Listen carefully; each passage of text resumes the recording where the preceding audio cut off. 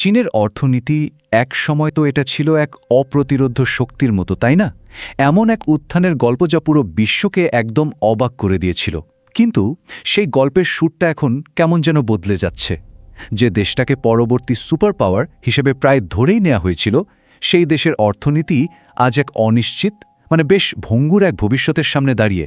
চলুন এই অর্থনৈতিক ধাঁধার ভেতরে একটু ঢোকা যাক। ভাবুন তো একবার এই কথাটা, ভবিষ্যৎ মানেই চীন। এই একটা লাইনেই কিন্তু চীনের অর্থনৈতিক উত্থানের বিশালতাটা ধরা পড়ে। এটা কিন্তু কোনো সাধারণ ধারণা ছিল না, মোটেও না। এটা ছিল বিশ্বজুড়ে বড় বড় অর্থনীতিবিদ আর নেতাদের প্রায় নিশ্চিত একটা বিশ্বাস। তাহলে প্রশ্ন হলো, কি এমন ঘটল যে এই বিশ্বাসটা এভাবে ভেঙে চুরমার হয়ে গেল? চলুন সেই উত্তরটাই খোঁজা যাক।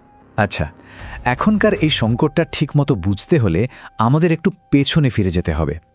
গল্পের শুরুটা করতে হবে সেই অবিশ্বাস্য সাফল্যের সময়টা থেকে।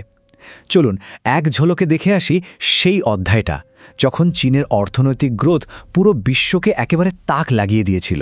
তো এই যাত্রার শুরুটা হয়েছিল ১৯৯০-এর দশকে রপ্তানিভিত্তিক শিল্পায়ন দিয়ে। এরপর ২০০০-এর দশকে যখন চীন বিশ্ব বাণিজ্য সংস্থায় যোগ দিল, তখন তো গ্রোথের গতিটা যেন রকেটের মতো ছুটতে শুরু করল। আর ২০০০-এর দশকে এসে ব্যাস, চীন হয়ে গেল বিশ্বের দ্বিতীয় বৃহত্তম অর্থনীতি। সত্যি বলতে মানব ইতিহাসে এত দ্রুত অর্থনৈতিক উত্থানের ঘটনা আর দ্বিতীয়টি নেই। এ সাফল্যটা ছিল এক কথায় অবিশ্বাস্য। এই যে এত সাফল্য, এরপরে বিশ্বজুড়ে সবার মনে কিন্তু একটাই প্রশ্ন ঘুরছিল, কবে? যদি না, প্রশ্নটা ছিল কবে চীন আমেরিকাকে পেছনে ফেলে বিশ্বের ১ নম্বর শক্তি হয়ে উঠবে। এটা যে ঘটবেই তা নিয়ে তখন আসলে কারোরই তেমন কোনো সন্দেহ ছিল না। প্রশ্নটা ছিল শুধু সময়ের। কিন্তু সাফল্যের এই যে ঝলমলে ছবিটা, এর নিচেই কিন্তু অলরেডি ফাটল ধরতে শুরু করেছিল। চলুন এবার আমরা সেটাই দেখব, সংকটের প্রথম লক্ষণগুলো ঠিক কী ছিল আর কিভাবে একটা কঠিন বাস্তবতা সবার সামনে ধীরে ধীরে আসতে শুরু করল।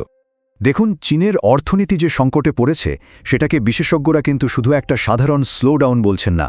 তারা বলছেন সমস্যাটা আরও অনেক গভীর, আর এটার একটা নামও দিয়েছেন স্ট্রাকচারাল স্ট্যাগনেশন, কাঠামোগত স্থিরতা। এর মানেটা কি? হলো সমস্যাটা অর্থনীতির একেবারে গোড়ায়, এর কাঠামোতেই ঢুকে গেছে। এটা এমন কোনো সমস্যা না যা ছোটখাটো কোনো পদক্ষেপে সারিয়ে ফেলা যাবে। আর এই যে কাঠামোগত সমস্যা, এর একেবারে মূলে ছিল একটা জিনিস, রিয়েল এস্টেট খাতের ওপর অর্থনীতির একটা অস্বাভাবিক নির্ভরতা।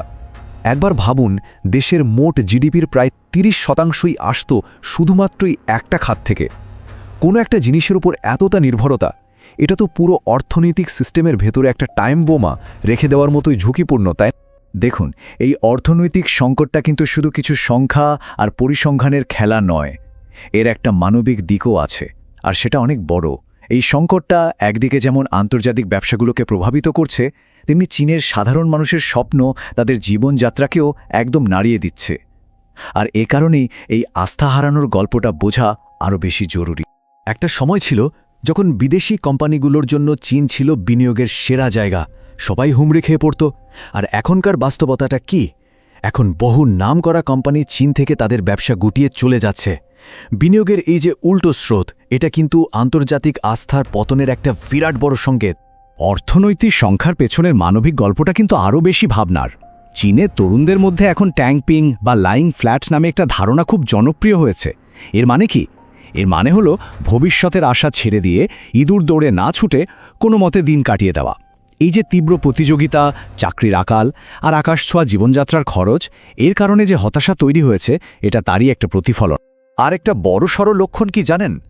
চীনের স্থানীয় সরকারগুলো এখন বিপুল পরিমাণ ঋণের বোঝায় ডুবে আছে, আর তারা এখন বাধ্য হয়ে নিজেদের খরচ কমাচ্ছে। একটা জিনিস খেয়াল করুন, যখন একটা দেশের সরকারই নিজের খরচ কমাতে শুরু করে, তখন কিন্তু সহজেই বোঝা যায় যে অর্থনৈতিক সংকটটা কি কতটা গভীরে পৌঁছেছে। চীনের এই যে ভেতরের সমস্যাগুলো, এগুলো তো আর বিশ্বের নজর এড়াচ্ছে না, আর এর ফলে বিশ্বমঞ্চে চীনের ভাবমূর্তি আর তার অবস্থান দুটোই বদলে যাচ্ছে। যে দেশটা একসময় সবাইকে নিজের দিকে টানত, সেই দেশটাই আজ যেন ধীরে ধীরে একা হয়ে পড়ছে, বিচ্ছিন্ন হয়ে যাচ্ছে। একটা সময় তো একটা কথা চালু ছিল, তাই না, যে সবাই চীনের বাজারটা চায়। চীনের এই বিশাল বাজারে ঢোকার জন্য সবাই মুখিয়ে থাকত। এটাই ছিল পুরনো দিনের বাস্তবতা। কিন্তু এখনকার বাস্তবতাটা একদমই আলাদা। এখন চীনের বিরুদ্ধে ডেট ট্র্যাপ বা ঋণ ফাঁদের কূটনীতির মতো গুরুতর অভিযোগ উঠছে, মানে অন্য দেশকে ঋণের জালে জড়িয়ে ফেলার অভিযোগ। তার উপর সরকার যখন নিজ দেশের অর্থনীতির খারাপ খবরগুলোই লুকিয়ে ফেলে, তখন আন্তর্জাতিক আস্থা তো একদম তলানিতে গিয়ে ঠেকবেই, তাই? এ কথাটা কিন্তু পরিস্থিতিটাকে দারুণভাবে তুলে ধরে। ব্যাপারটা খুব সোজা, তাই না? আয়নায় নিজের মুখ না দেখলে বা সমস্যাটা স্বীকার না করলে অসুখ তো সারবে না।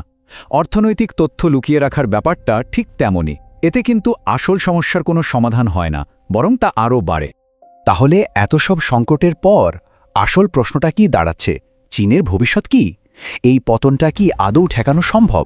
চলুন এবার শেষ অংশে গিয়ে দেখি বিশেষজ্ঞরা আগামী দশকের জন্য ঠিক কোন কোন সম্ভাব্য পথের কথা বলছেন। তাহলে কি চীনের ভবিষ্যৎ পুরোটাই অন্ধকারে ঢাকা?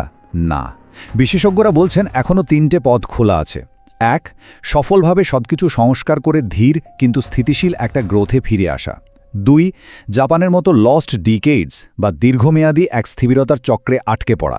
আর 3 নম্বর, যেটা সবচেয়ে ভয়াবহ, রিয়েল এস্টেট খাতের পতনের মতো কোনো বড় আঘাতে পুরো অর্থনীতিটাই ভেঙে পড়া। চীনের অর্থনীতি যে একটা অন্ধকারের দিকে এগোচ্ছে তা বেশ স্পষ্ট। কিন্তু আগামী দশকই আমাদের বলে দেবে এই অন্ধকারটা কি সূর্যগ্রহণের মতো সাময়িক, যা কিছু সময়ের পর কেটে যাবে, নাকি এটা রাতের মতো স্থায়ী, যা এক নতুন আর দীর্ঘস্থায়ী বাস্তবতার শুরু। প্রশ্নটা ভবিষ্যতের জন্যই তোলা থাকল।